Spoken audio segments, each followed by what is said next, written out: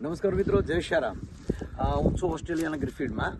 ત્યારે હમણાં જ તમને બદામની ખેતીની વાત કરી, પણ અત્યારે આમની કેનાલ ઉપર ઊભો છું અને આ કેનાલની પદ્ધતિ જુઓ મિત્રો કે સરસ મજાનું પ્લાસ્ટિક નાખી દીધેલું છે, એટલે એક પણ પાણીનું ટીપું ખોટી રીતે જાય નહીં.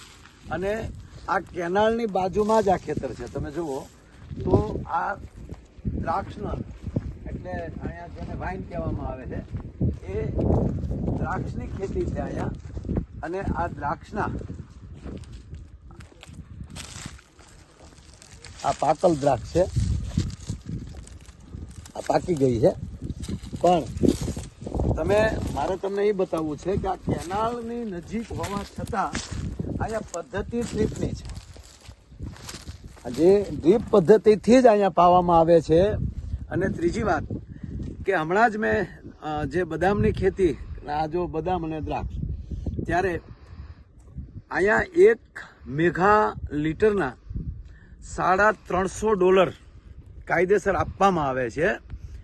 તો એક મેઘા લીટરના એટલો ખેડૂત પૈસા ભરીને પાણી લે છે. અને આ બાજુમાં જ કેનાલ છે, પણ એક પણ જગ્યાએ પાણીની ચોરી નથી થતી, તેમજ એક પણ જગ્યાએ પાણી છે ખોટી રીતે ક્યાંય જોવા. હું આખી કેનાલ ઉપર અમે ગાડી લઈને ચાલ્યા છીએ તો એક પણ જગ્યાએ કે જે આવી રીતે વફાદારીથી કામ લે છે. અને અહીંયા ખૂબ વરસાદ થાય છે, ડેમના ડેમ ભર્યા છે, છતાં એ લોકો ખૂબ પાણી છે તો આપી ગયો એમ નહીં. એક પણ જગ્યાએ કોઈ બોર ન કરી શકે. સરકાર પાસેથી જ પાણી લેવાનું, આ જ ભાવથી પાણી લેવાનું, અને પાણીને ખોટી રીતે બગાડ નહીં કરવાનો. અને જેવી રીતે વધારાનું પાણી હોય એ પાછું ધરતીને અર્પણ કરી દેવાનું. કોઈ જગ્યાએ ખોટી રીતે પાણી અહીંયા બગાડી નાખવું એવું કોઈ પણ કામ થતું નથી. એટલે આપણા ગુજરાતના ખેડૂત ભાઈઓને અને આપણે આમાંથી ઘણું બધું શીખવાનું મળે છે. એમની ખેતીની વાત કરી, પણ અત્યારે આમની કેનાલ ઉપર ઊભો છું અને આ કેનાલની પદ્ધતિ જુઓ મિત્રો કે સરસ મજાનું પ્લાસ્ટિક નાખી દીધેલું છે, એટલે એક પણ પાણીનું ટીપું ખોટી રીતે જાય નહીં.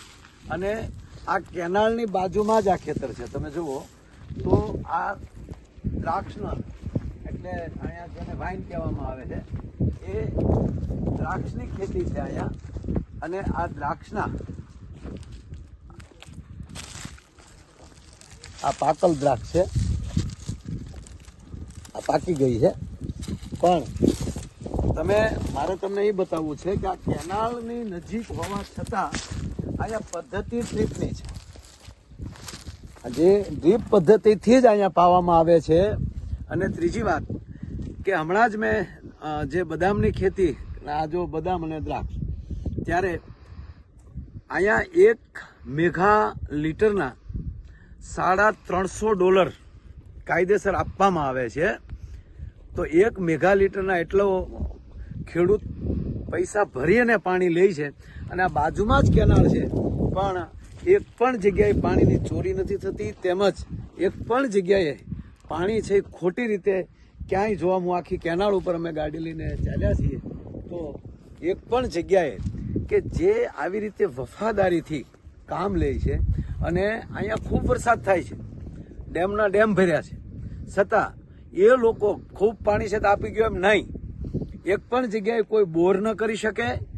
સરકાર પાસેથી જ પાણી લેવાનું, આ જ ભાવથી પાણી લેવાનું, અને પાણીને ખોટી રીતે બગાડ નહીં કરવાનો. અને જેવી રીતે વધારાનું પાણી હોય એ પાછું ધરતીને અર્પણ કરી દેવાનું. કોઈ જગ્યાએ ખોટી રીતે પાણી અહીંયા બગાડી નાખવું એવું કોઈ પણ કામ થતું નથી. એટલે આપણા ગુજરાતના ખેડૂત ભાઈઓને અને આપણે આમાંથી ઘણું બધું શીખવાનું મળે છે. અસ્તુ, જય શ્યારામ.